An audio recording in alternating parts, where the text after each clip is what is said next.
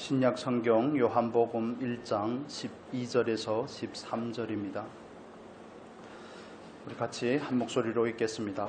영접하는 자 곧 그 이름을 믿는 자들에게는 하나님의 자녀가 되는 권세를 주셨으니 이는 혈통으로나 육정으로나 사람의 뜻으로 나지 아니하고 오직 하나님께로부터 난 자들이니라. 아멘. 우리가 사도행전을 14장까지 쭉 살펴왔는데 딱 절반을 나누었습니다. 그래서 한 45주에 걸쳐서 나누던 말씀을 잠깐 멈추고 다른 주제로 몇 주가 될지는 모르겠지만 그리스도의 신분에 대해서 좀 구체적으로 나누고 나서 다시 사도행전을 나누도록 하겠습니다. 읽어보신 분도 있고 읽어보지 못하신 분도 있겠지만 내가 누구인지 이제야 알았습니다 라는 책은 굉장히 유명한 책입니다. 닐 앤더슨 박사가 쓴 책인데 그 책에 처음에 시작하면서 이런 질문을 합니다. 이런 예로 시작을 합니다.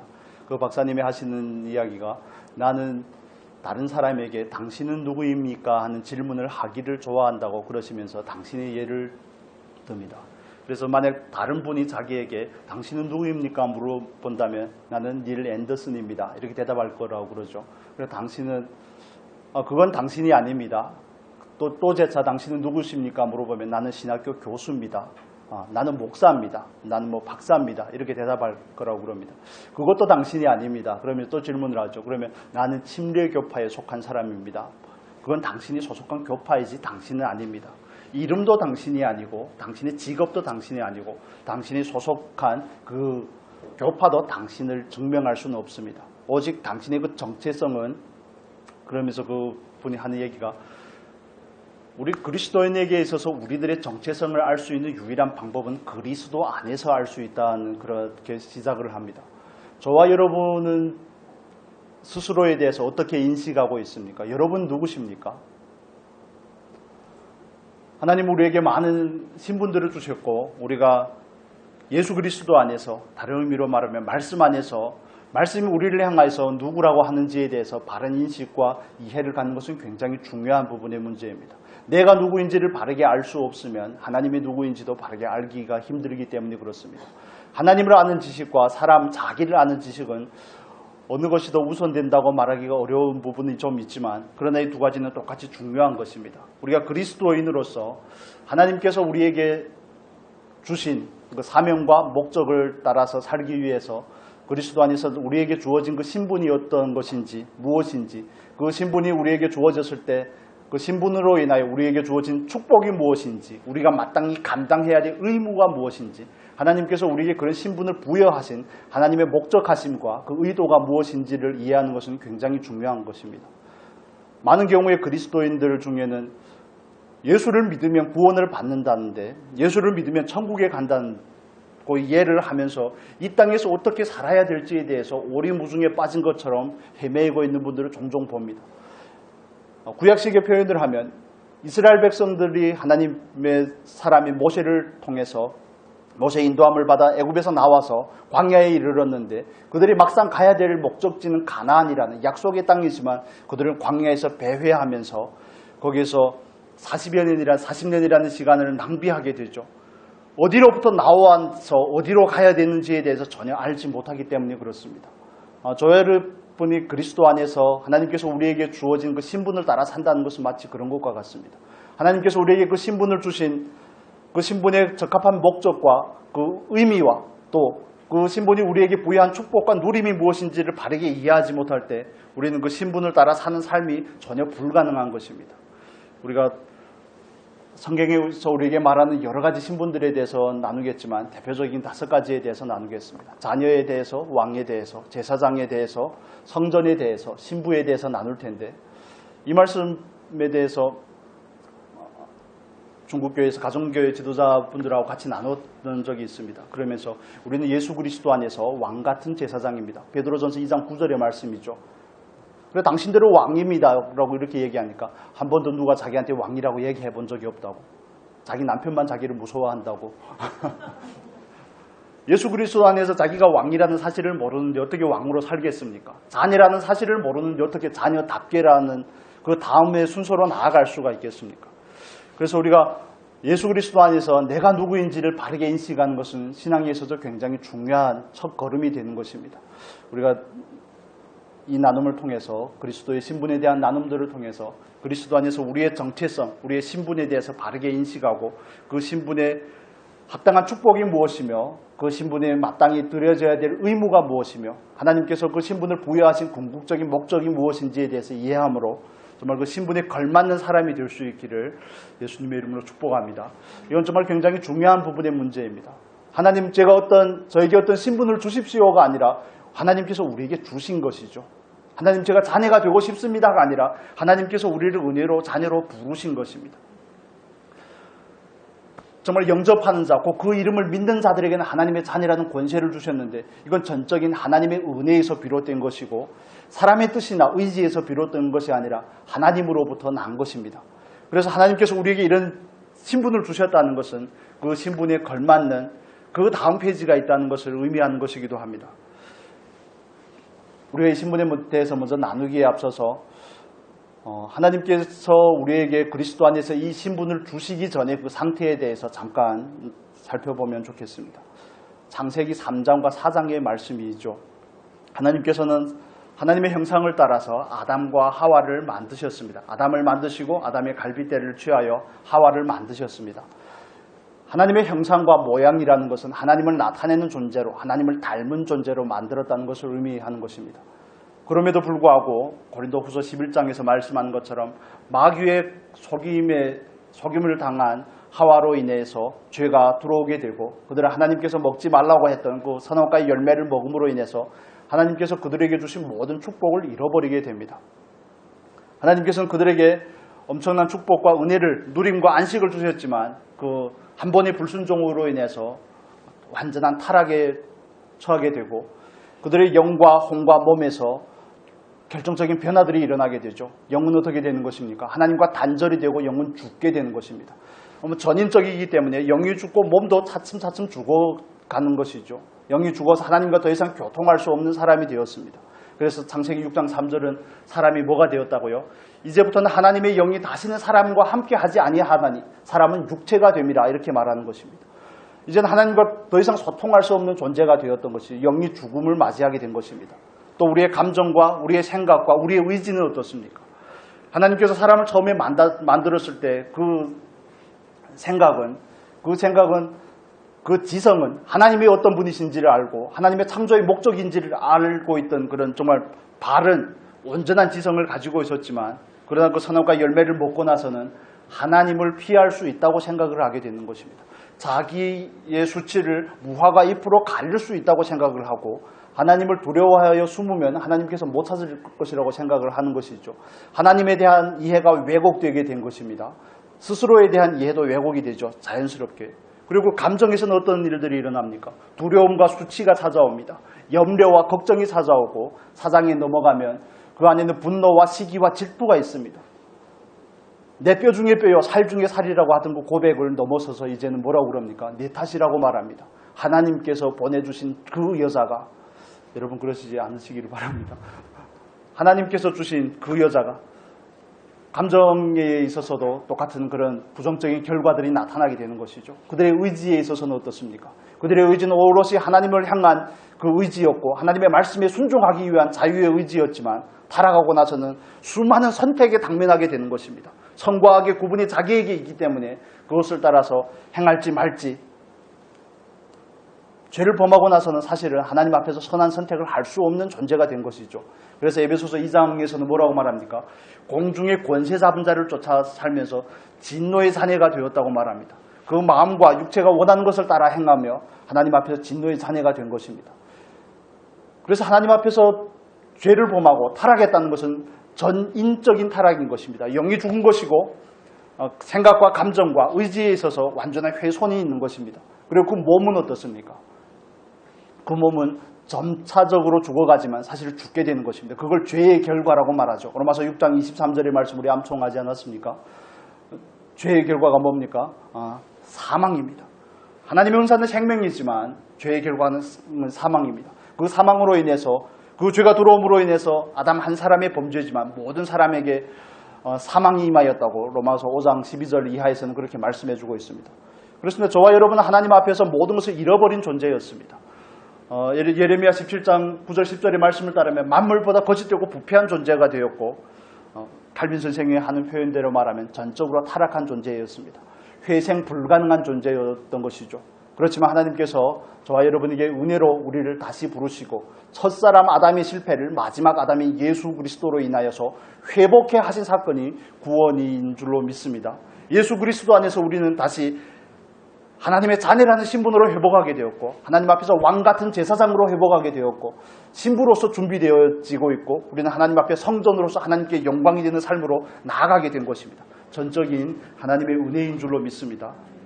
자녀가 된다는 거 우리의 선택이 아니라 하나님의 부르심이죠. 너희가 나를 선택한 것이 아니라 내가 너희를 선택하였다고 하나님께서는 말씀하십니다. 너희가 나를 사랑한 것이 아니라 내가 너희를 먼저 사랑하였다고 말씀하시죠. 그 십자가의 은혜와 은총이 저와 여러분에게 찾아오신 것입니다. 성령께서 우리를 감동하셨기 때문에 우리가 예수를 그리스도를 구주라고 고백할 수 있게 된 것이죠. 얼마나 놀라운 은혜입니까? 우리가 좀 하나님의 자녀가 되었다는 거 늘 입에 달고 살기 때문에 그 축복이 얼마나 놀라운 것이고 그 영광이 얼마나 대단한 것인지에 대해서 우리는 가볍게 생각할 때가 너무 많습니다. 그래서 정말 너무 서글픈 얘기지만 교회에서 구원이 시범보다 못하다는 둥 이따위 얘기를 하게 되는 것입니다. 그 구원이 얼마나 놀라운 것입니까? 그렇다면 하나님께서 우리에게 주신 그 구원이 얼마나 놀라운 것인지 그 축복이 어떤 것인지에 대해서 우리가 구체적으로 살펴보면 좋겠습니다.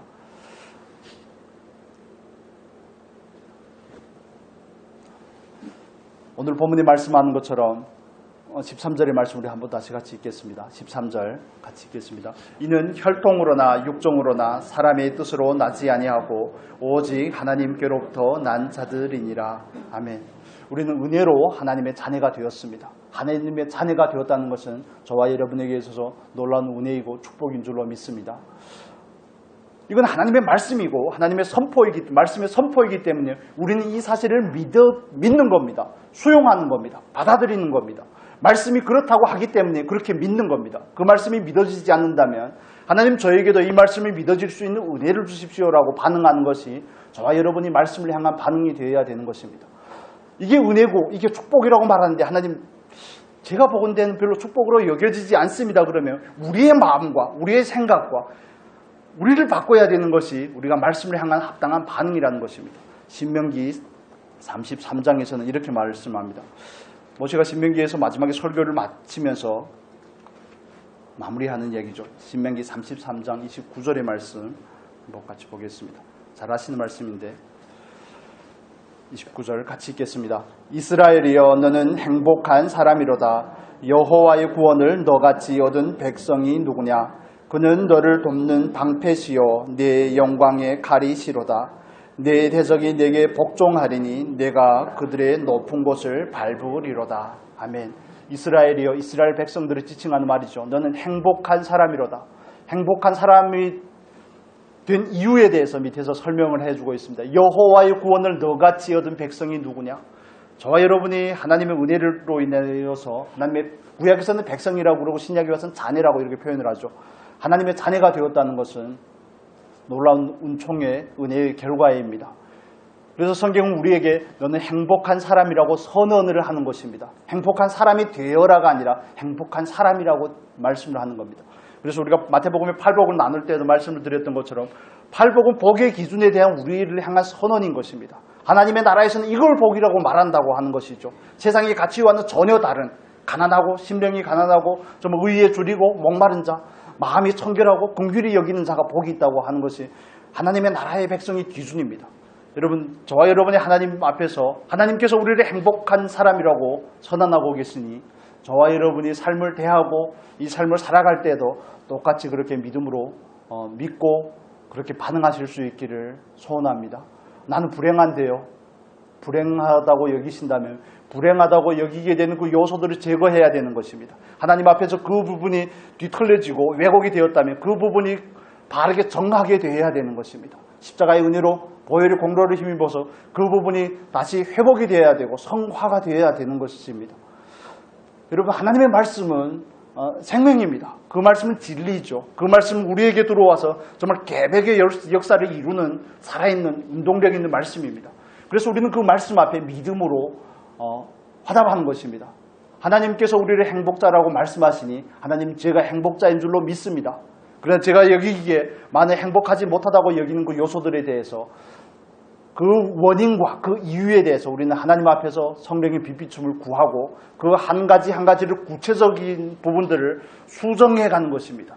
발견하고 십자가에 내어놓고 성령께서 그것을 바꿔가시는 것입니다. 그래야 우리가 은혜로 자녀가 되었지만, 은혜로 행복자가 되었지만 그 신분에 걸맞는 삶의 실제를 가질 수 있습니다. 너무 어려운 표현이 아니죠. 하나님의 자녀가 된 것과 하나님의 자녀라는 신분을 가진 것과 하나님의 자녀답게 사는 사람은 전혀 다릅니다. 여러분 국회 청문회 같은 걸 보면 기분이 별로 안 좋지 않습니까? 어떻게 한 분 한 분 장관으로 세워지는 피택을 받으신 분들마다 그 정체성이 그렇게 뚜렷하지 않은지 제가 봐도 화가 나는데 여러분이야 더 화가 나지 않겠습니까?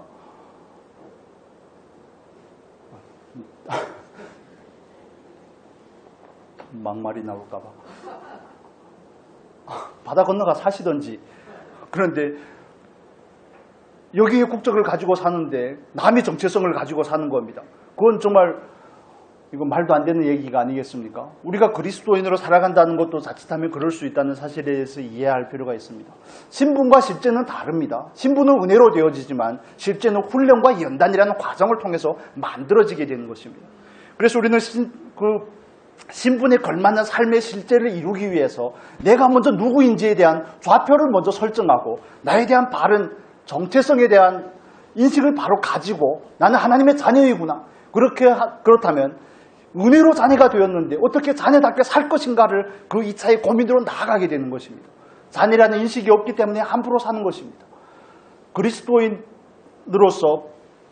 자녀라는 신분을 하나님께서 나에게 주셨다는 것이 얼마나 놀라운 축복인지를 모르기 때문에 세상과 구별 없이 사는 것입니다.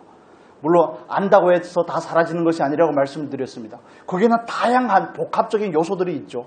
그렇지만 그 첫걸음을 시작하는 것은 그 인식에 대한 바른 깨달음인 것입니다. 여러분 우리는 행복한 사람입니다. 아멘입니까? 우리는 하나님의 자녀로서 부름을 받았고 은혜를 입은 사람입니다. 그래서 우리가 은혜를 받았다.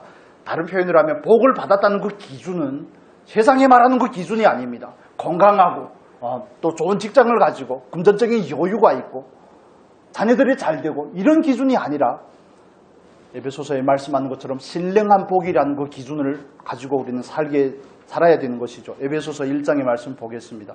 에베소서 1장 3절에서 5절 보겠습니다. 같이 읽겠습니다. 찬송하리로다. 하나님 곧 우리 주 예수 그리스도의 아버지께서 그리스도 안에서 하늘에 속한 모든 신령한 복을 우리에게 주시되 곧 창세전에 그리스도 안에서 우리를 택하사 우리로 사랑 안에서 그 앞에 거룩하고 흠이 없게 하시려고 그 기쁘신 뜻대로 우리를 예정하사 예수 그리스도로 말미암아 자기의 아들들이 되게 하셨으니 아멘. 하나님과 우리 주 예수 그리스도의 아버지께서 우리를 그리스도 안에서 택하시고 우리에게 신령한 복을 주신 것입니다. 장차 받게 될 것이 아니라 이미 주신 것이죠. 그렇다면 그 신령한 복의 구체적인 내용이 4절과 5절에서 말씀하는 부분입니다. 창세전에 그리스도 안에서 우리를 택하신 것이 신령한 복이라고 성경은 우리에게 말씀해주고 있습니다. 우리를 택하셨을 뿐만 아니라 우리를 그 안에서 거룩하고 흠이 없게 하시려고 또 우리를 그 기쁘신 뜻대로 우리를 예정하시고 그리스도 안에서 자기의 아들이 되게 하신 것, 이게 복이라고 말씀을 합니다. 여러분 그게 복으로 여겨지십니까? 여러분 믿는 은혜가 있기를 바랍니다. 이 말씀을 반복해서 묵상하시고 내 기준에는 이게 복이 아니라고 생각하신다면 그 복의 기준을 바꾸셔야 됩니다. 그 복의 기준을 세상의 그 복의 가치와 그 기준을 내려놓고 이걸 받아들여야 되는 것입니다. 그걸 우리는 변화라고 말하는 것입니다. 가치관의 변화라고 말하는 것이죠.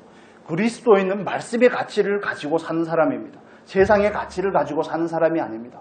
그런데 교회 안에는 많은 이런 가치관들의 혼탁함이 있습니다. 교회 안에서는 여전히 세상의 가치를 가지고 사람에 대해서 판단하고 그 사람에 대한 그 여러 가지 기준과 여러 가지 틀을 가지고 사람에 대해서 가늠하는 게 되는데, 그렇지만 우리는 철저히 말씀 앞에서 순종하고 말씀이 뭐라고 하느냐에 따라서 온전히 반응해야 되는 것이 저와 여러분의 삶인 줄로 믿습니다. 하나님의 자녀가 되었다는 건 놀라운 축복입니다. 십자가의 은혜를 입었다는 것, 하나님께서 그 많고 많은 사람 중에 나를 택하셨다는 것, 여러분 어떻게 생각하십니까? 얼마나 놀라운 은혜입니까? 이 땅에 태어났기 때문에 가볍게 여겨질 수 있기 때문에 다시 한번 말씀을 드리는 겁니다. 이슬람권에 사는 사람이 예수를 믿는 거 정말 놀라운 은혜다. 탈북하신 분이 예수를 믿는 거 정말 놀라운 은총이다. 그렇다면 여러분이 예수를 믿게 된 건 놀라운 은혜가 아닙니까? 너무 보편화되어 있기 때문에, 복음률이 너무 높기 때문에, 더군다나 이 전라도 쪽은 특별히 더하지 않습니까? 많은 사람이 예수를 믿으니까 예수를 믿는 것이, 하나님의 자녀가 되는 것이 어찌 보면 알게 모르게 당연한 것처럼 생각이 하고 있는데 그렇지 않습니다. 저와 여러분의 결론은 사망이고 멸망입니다.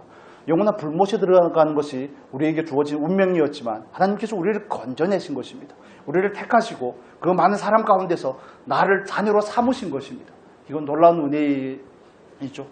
성령께서 우리 안에서 그것을 확증해 주고 계시지 않습니까?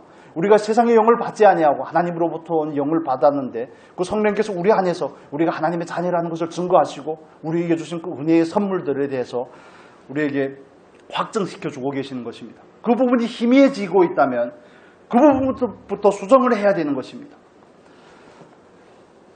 정말 좋은데 말로 표현할 길이 없기 때문에 어떻게 말로 다 설명을 할 수가 있겠습니까? 성령께서 여러분에게 진하게 감동을 주시기를. 갈라디아서는 이렇게 말씀하고 있습니다. 갈라디아서 4장 보겠습니다. 갈라디아서 4장 4절에서 5절의 말씀을 보겠습니다. 4절에서 6절까지 보겠습니다. 4절에서 6절 같이 읽겠습니다. 때가 참에 하나님이 그 아들을 보내사 여자에게서 나게 하시고 율법 아래에 나게 하신 것은 율법 아래에 있는 자들을 속량하시고 우리로 아들의 명분을 얻게 하려 하심이라. 너희가 아들이므로 하나님이 그 아들의 영을 우리 마음 가운데 보내사 아바 아버지라 부르게 하셨느니라. 아멘. 예수 그리스도가 율법 아래 나신 것은 율법 아래에 있는 저와 여러분을 속량하기 위함입니다. 율법의 결과는 뭡니까? 율법은 정죄하는 것이고 율법은 심판하는 것입니다. 그 정죄의 결과는 사망이죠. 그 사망 가운데 있던 우리를 건져내기 위해서 친아들이 오셔서 우리를 양자 삼은 것입니다. 친아들 예수 그리스도를 대가로 지불하시고 우리 같은 이 죄인을 양자로 삼으신 것입니다. 여러분 믿으십니까? 이건 정말 놀라운 은혜라는 사실을 우리가 다시 한번 상기하시면 기억하시면 좋겠습니다. 정말 하나님께서 그 때가 참에 그 아들을 보내셔서 우리를 구원하신 그 은혜, 이것은 그리스도 신앙에 있어서 정말 6월절의 사건과 같은 것이고 우리에게 있어서 신앙의 가장 근간을 이루는 것입니다. 이 부분에 대한 감격이 없고 이 부분에 대한 감사가 없으면 실제 삶 가운데서 우리들의 감사와 우리들의 찬양은 늘 흔들리게 될 수밖에 없습니다. 왜냐하면 우리가 그 기준을 눈에 보이는 것들에 두기 때문에 그렇습니다. 우리의 믿음의 근거는 하나님의 말씀이고 말씀이 확증하는 바 신령한 복에 있는 줄로 믿으시기를 바랍니다. 친아들을 주고 우리를 샀다니까요. 이게 어떻게 이해가 될 수가 있겠습니까? 값으로 우리를 산바되었다는 것을 우리가 다시 한번 확신을 하실 수 있기를 바랍니다. 우리는 하나님 앞에 은혜를 입은 자입니다. 우리는 하나님 앞에서 신령한 복을 받은 사람입니다. 우리는 하나님 안에서 행복자로 부름을 받은 줄로 믿습니다. 내 공로가 아닌 예수 그리스도의 공로로 말미암은 것입니다. 하나님께서 우리에게 이런 복을 주셨다는 것은 그 복을 받은 자로서 합당한 누림을 가지기를 원하시는 겁니다. 정말 예수를 믿는다는 것은 자유가 있고 예수를 믿는다는 것은 그 자유를 따르는 참된 누림이 있는 것을 의미하는 것입니다. 여러분 그리스도인으로서 여러분에게 누림이 있습니까? 자녀로서의 누림이 있습니까? 자녀로서 정말 하나님을 아버지라고 부를 수 있는 사람으로서의 그 그리스도인으로서 자녀로서의 자부심과 긍지와 참된 누림이 있느냐 하는 것을 말씀을 드리는 겁니다.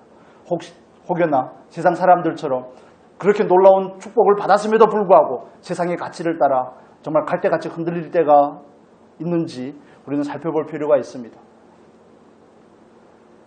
세상의 기준이 우리 안에 들어와서 우리의 가치를 휘적거리고 우리의 마음을 동요케 하고 이럴 때마다 우리는 가장 근원적인 부분으로 돌아가야 되는 것입니다.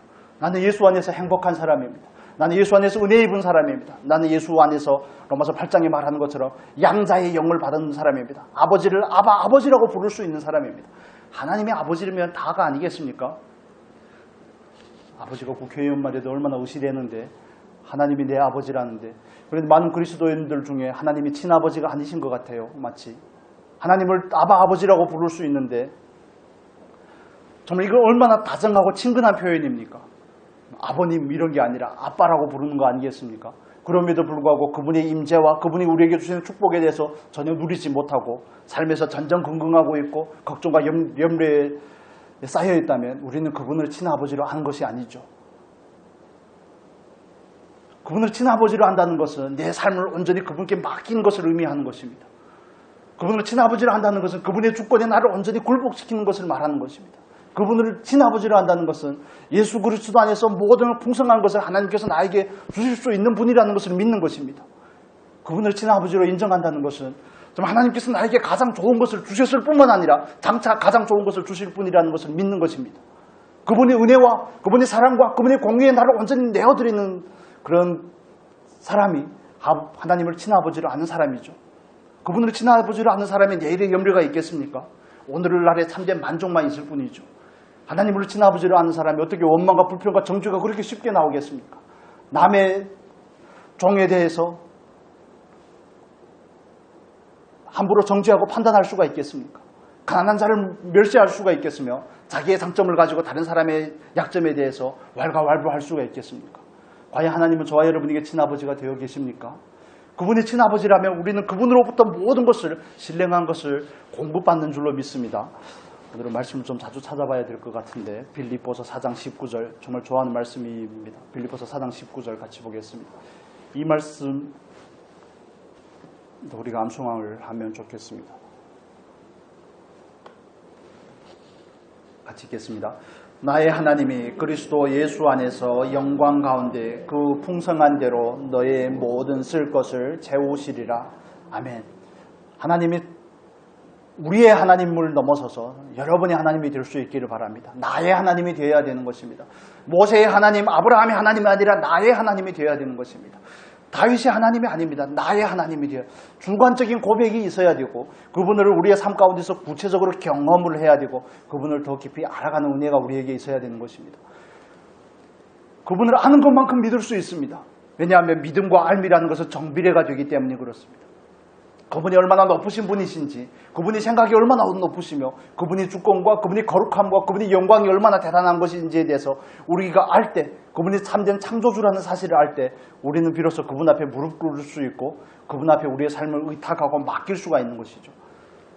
하나님을 믿는다고 하면서 걱정하고 염려하는 것, 하나님께서 나에게 허락하신 이 현실의 삶에 대해서 원망하고 불평하는 것, 하나님을 온전히 알지 못해 그렇습니다. 하나님을 향한 바른 지식이 없기 때문에 그렇습니다. 마치 구약의 이스라엘 백성들과 같은 것입니다. 내가 야곱은 사랑하고 에서는 미워했다고 말씀을 하시는데 이스라엘 백성들은 어떻게 반응합니까? 언제 우리를 사랑하셨습니까? 하나님을 향한 바른 지식이 없기 때문에 호세아서의 말씀을 따르면 그들은 멸망하게 되는 것이죠. 여러분 하나님의 말씀을 향한 하나님을 향한 온전한 지식을 가지실 수 있기를 바랍니다. 환경이나 외부적인 요소에 치우치는 것이 아니라 말씀이 뭐라고 하는지에 늘 집중을 하셔야 되는 것입니다. 사단은 오늘날도 우리를 끊임없이 속이려고 하는 것입니다. 우리가 그리스도 안에서 가진 그 영광스러운 신분들에 대해서 왜곡하고 흐릿하게 하고 그 신분에 대해서 바른 의식을 가지 못하고 살아가게 하는 것이 사단이 하는 일들이죠. 그 신분의 누림과 그 신분의 목적과 의무에 대해서 방치하고 자기 마음대로 살아가게 하는 것이 사단이 오늘날도 하는 일들입니다.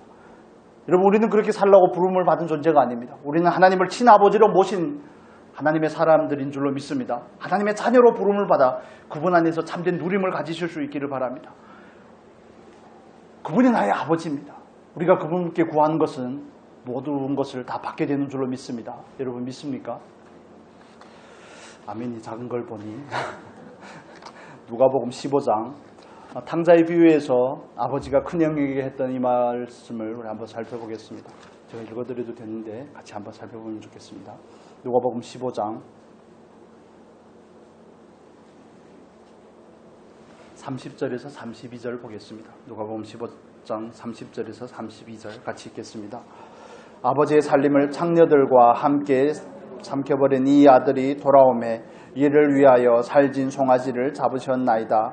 아버지가 이르되 예 너는 항상 나와 함께 있으니 내 것이 다 내 것이로되 이 네 동생은 죽었다가 살아났으며 내가 잃었다가 얻었기로 우리가 즐거워하고 기뻐하는 것이 마땅하다 하니라. 아멘. 하나님의 자녀로 살아가는 것은 하나님께서 우리 각자의 믿음의 분량 안에서 하나님의 것이 내 것이라는 것을 믿는 것입니다. 이것은 그냥 욕심을 따라서 적용을 하는 것이 아니라 욕심과 내 안의 야망을 따라서 이 말씀을 왜곡되게 적용을 하는 것이 아니라 지금 나에게 주시는 것이 하나님께서 내 믿음의 우리 각자의 믿음의 분량 안에서 가장 합당한 것이라는 것을 우리가 고백하는 것입니다. 내가 누리고 있는 모든 것이 하나님으로부터 온 사실을 고백하는 것이고 하나님께서 참된 주권자가 된다는 사실을 인정하는 것이죠.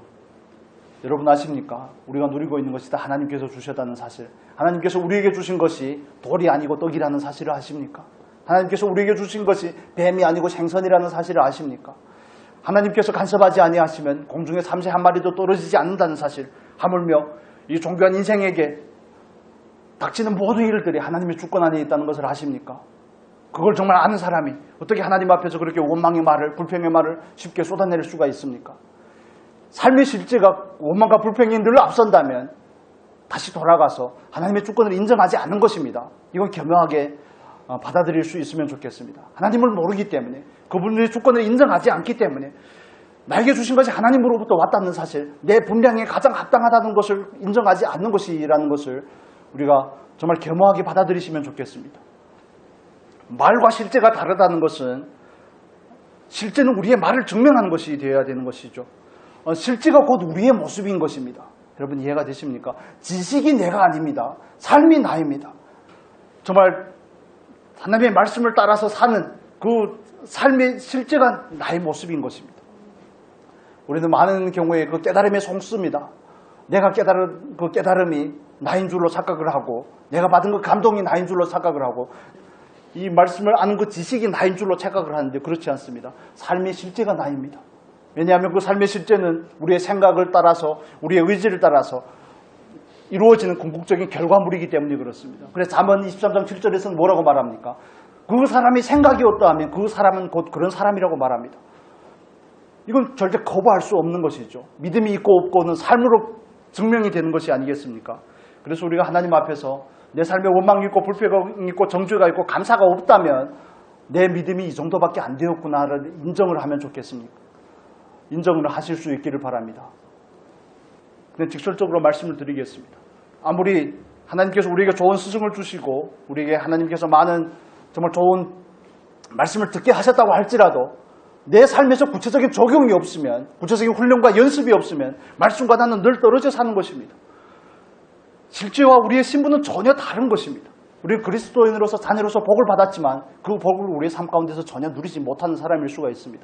여러분의 실제를 보시기를 바랍니다. 말만 잘하는 것을 말고요, 깨달음을 말하는 것을 말고요, 자기 감동을 말하는 것을 말고, 내 삶에는 감사가 있는가, 내 삶에는 하나님으로 향한 주권의 인정이 있는가. 하나님의 주권을 인정하는 사람이 어떻게 하나님께서 나에게 주신 것에 만족하지 않을 수가 있겠습니까? 하나님께서는 정말 각자에게 그 믿음의 분량을 따라서, 각자에게 주신 소명을 따라서 주셨다는 사실을 여러분 믿으십니까? 그런데 왜 돈 많은 사람을 그렇게 부러워합니까?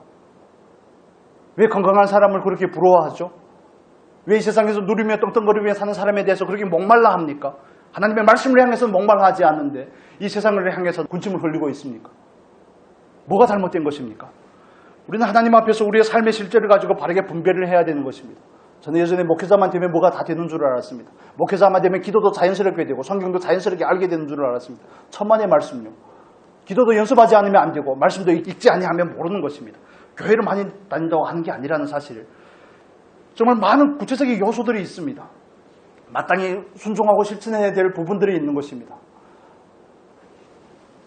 여러분 정말 우리가 우리의 삶의 실제를 가지고 말씀 앞에 정말 담대하게 서서 대면할 수 있는 은혜가 있었으면 좋겠습니다.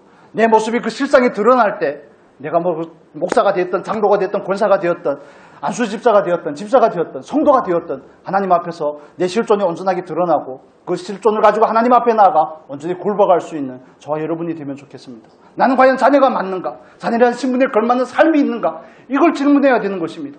늘 내 깨달음이 어떻고 나는 보는데 누구는 보지 못하고 나는 헌신을 하는데 누구는 헌신을 하지 않고 사랑을 많이 받은 사람이 많이 하는 겁니다. 그렇지 않습니까? 하나님 앞에서 정말 죄인 중에 괴수라고 여기는 사람이 하나님을 더 많이 사랑하는 것입니다. 예수께서 집에 들어왔지만 발 씻을 물도 주지 않는 그 율법사와 정말 그 향유를 붓고 자기 머리털로 예수의 발을 닦고 예수의 발에 입맞춤을 하는 그 마리아의 상태가 어떻게 같겠습니까? 많이 사함을 받은 사람이 많이 사랑하는 것입니다. 여러분 자녀라도 똑같지 않다는 사실을 진일보 이해하시면 좋겠습니다. 나는 정말 많은 은혜를 받은 사람이구나. 많은 은혜를 받은 자녀구나. 많은 사랑을 받은 자녀구나 하는 사실을 깨달은 사람이 하나님을 더 사랑하는 것입니다. 그 하나님을 향한 사랑은 우리들의 삶 가운데서 구체적인 삶의 형태로 나타나게 되는 것이죠. 그게 저와 여러분의 실제의 모습입니다. 정말 우리는 하나님 앞에서 말만 하는 사람이 아니었으면 좋겠습니다. 깨달음만 말하는 사람이 아니었으면 좋겠습니다. 삶의 실제를 보여줄 수 있는 우리가 되었으면 좋겠습니다. 믿음과 실제가 결부되어 있지 않다는 것, 그건 믿음이 없다는 얘기입니다. 근데 그 부분에 대해서 우리는 이런 말씀에 대해서 너무 거부합니다. 받아들이기가 너무 힘듭니다. 그래도 어느 정도 타협을 해줬으면 좋겠는데 그 실존에 대면하고 서는 데는 정말 용기가 필요한 것이죠. 하나님 정말 그렇습니다. 나는 이런 사람입니다. 난 자녀라는 신분을 은혜로 받았지만 정말 하나님께서 나를 행복자라고 말하지만 나는 과연 그 신분에 걸맞는 삶을 살아내고 있는지에 대해서 질문할 때마다 정말 부끄러움이 앞섭니다. 민망함이 앞섭니다. 하나님 저를 변화시켜 주십시오. 이 간절한 기도가 저와 여러분의 기도가 될 수 있기를 바랍니다. 저 스스로의 모습이 하나님 앞에서 발견될 때마다 정말 자녀라고 부름을 받았지만 자녀로 살아드리지 못할 때마다 자녀라는 사람이 하나님께서 나를 사랑한다는 것을 아는 사람이 하나님께서 다른 사람을 사랑한다는 것을 모른다는 것, 이게 뭔가가 많이 잘못되어 있지 않습니까? 이거 정말 얼마나 통탄할 일인지 얼마나 속상한 일인지 모르겠습니다. 여러분 우리가 더 이상 흉내내면 안 됩니다. 더 이상 흉내내지 말고 하나님 앞에 바르게 섭시다. 하나님의 말씀 앞에 정말 정직하게 대면해서 섭시다. 안 되는데 된 척하지 말고요. 안 되는데 그런 척하지 말고요. 정말 말씀 앞에 정직하게 서서 나는 자녀가 맞는가? 나는 하나님을 정말 신뢰하는가? 신뢰한다면 나는 모든 것을 그분께 의지하고 있는가? 아무것도 염려하지 말고 모든 일에 기도와 간구로 감사함으로 하나님 앞에 나아가 그분 앞에 아뢰고 그분께서 우리에게 주시는 모든 지각에 뛰어난 평강을 누리며 사는가? 구체적인 질문들이 삶 가운데 있어야 되는 것입니다. 교회를 다니는 연륜이 중요한 게 아닙니다. 어떤 직분을 가졌는지가 중요한 것이 아닙니다. 어떤 깨달음을 가졌는지, 성경을 몇 독을 했는지, 금식 기도를 얼마나 했는지, 이런 구체적인 유형적인 모습이 중요한 것이 아니라 행위가 중요한 것이 아니라 내 안에 과연 바른 본질적인 변화가 있는가가 더 중요한 것이 아니겠습니까? 자녀로 부름을 받았기 때문에 우리는 정말 하나님 앞에 온전한 자녀로 세워져야 될 줄로 믿습니다. 이건 우리의 선택이 아니고 하나님께서 우리를 부르신 하나님의 목적하심입니다. 이건 내가 선택하고 할지 말지를 결정할 문제가 아니라 반드시 해내야 되는 부분의 문제인 것입니다. 우리가 마음의 결단을 하고 의지를 들을 때 성령께서 그 일을 하실 줄로 믿습니다. 정말 간절한 소원을 가지고 하나님 앞으로 나아가실 수 있으면 좋겠습니다. 하나님 앞으로 나아가 하나님 제가 정말 자녀다운 자녀가 되었으면 좋겠습니다. 예전보다는 좀 더 나은 자녀가 되었으면 좋겠습니다. 자녀다운 모습으로 하나님 앞에서 정말 하나님의 영계의 인도함을 받는 하나님의 아들로서 칭함을 받았으면 좋겠습니다. 이 소원이 저와 여러분 안에 다 있었으면 좋겠습니다. 다음 주까지 아마 해야 될 것 같습니다. 말씀을 정리해 보겠습니다. 여러분 우리가 하나님께서 우리에게 정말 주신 놀라운 은총에 대해서 다시 깊이 이해를 하면 좋겠습니다. 모든 사람에게 주어지는 축복이 아니라는 사실을 이해할 필요가 있습니다. 하나님의 자녀로 부르심을 받은 건 놀라운 은혜입니다. 우리는 행복자로 부름을 받았습니다. 하나님께서 우리에게 모든 온갖 신령한 선물을 주셨을 뿐만 아니라 우리에게 하나님의 영을 허락하시고 우리를 양자로 부르셨습니다. 그래서 아버지 안에서 참된 누림과 자유를 얻기 위해 우리를 부르셨습니다. 그렇다면 우리는 이제는 말씀 앞에서 반응하는 삶이 되어야 되고 그리스도의 자녀, 그리스도인의 신분에 걸맞는 자녀라는 신분에 걸맞는 사람으로 변화되고 성장이 되어야 되고 그 자녀라는 그 부르심의 목적에 합당한 삶으로 나아가야 되는 것입니다. 그냥 얕은 물가에서 찰살거리는 것이 아니라 더 깊은 은혜의 바다로 나아가고 예수 그리스도를 더 닮는 그 자리로 나아갈 수 있는 저와 여러분의 복된 모습이 있기를 예수님의 이름으로 축복합니다. 우리 같이 잠깐 기도하면 좋겠습니다. 우리 말씀 앞에서 발견되는 부분들이 있으면 하나님 앞에 회개하고 하나님 앞에 간구하면서 나아가면 좋겠습니다.